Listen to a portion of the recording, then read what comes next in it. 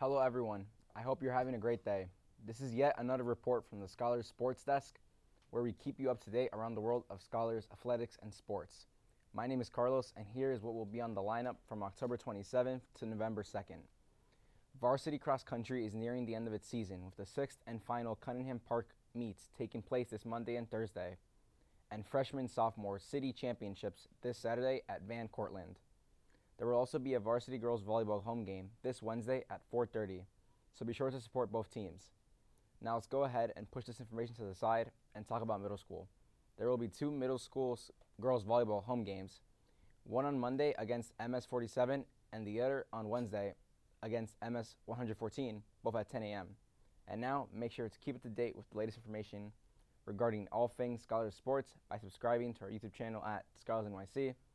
Check out psal.org and our calendar under our landing page at scholarsnyc.com so you don't miss out on an opportunity to know when things are happening with Scholars Sports throughout the season. And that's it for the sports report for this week. I am Carlos, and I'll see you next time.